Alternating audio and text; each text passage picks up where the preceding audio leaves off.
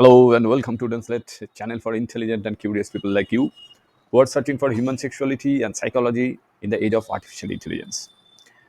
Now, before we proceed, let me ask you a few questions. Just try to answer as truthfully as possible, right? Are you spending more time with your robots partners than you do with other humans? Question number one. Question number two, are you feel more comfortable with your robot partners than you do in other humans? Do you feel like you cannot live without your robot partner? And final question, do you neglect other relationships, with other humans and responsibilities also, in favor of spending time with your robot partners? Try to answer this question truthfully. So if you are ready, I hopefully you have already answered, at least in your mind. So let me proceed. But before we proceed, let me tell you one thing. If you have not subscribed yet, please subscribe. It means a lot to me.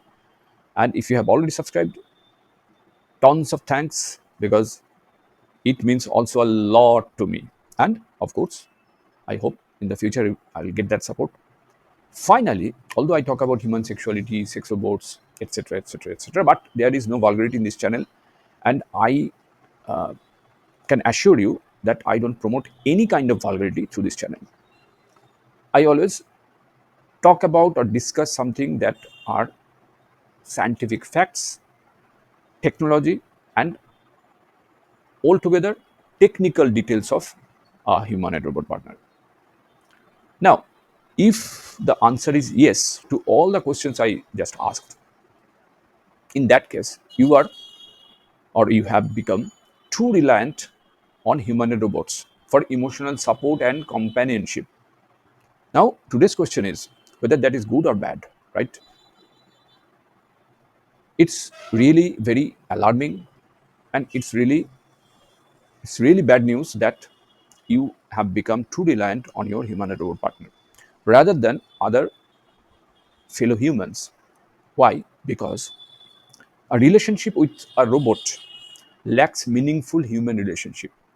What does that mean? People who are isolated, lonely, or have difficulty forming and maintaining relationships with other humans may be more likely to turn to robots for emotional support. People who have difficulty in expressing their emotions may turn to or may become too reliant on humanoid robots because they find it more easier to express their emotions to a robot rather than a human. Because robots can provide a non-judgmental and accepting space for people to share their thoughts and feelings. Whether that is good or bad, I don't know. I can't decide just now. You have to think about it. Also, people who have experienced trauma or loss, they also become reliant, right? And finally, people who are dependent on others for physical care. People who are dependent on others for physical care, such as the elderly or disabled, may find that robots can provide them with companionship. And it's true. It's true that only robots, uh, sometimes only robots can give them companionship and emotional support also. Robots can also help them to perform tasks of daily living, such as getting dressed, eating, bathing, etc. So they become reliant, and it's a positive effect. I don't say that's a negative side. This is the only positive side of this story. And the negative side is when you are able, when you are not too elderly, don't be reliant on human robots for emotional support. No, that's a negative side. Thanks for watching. Thanks for your time. I hope in the future I'll get this support. Stay safe and take care.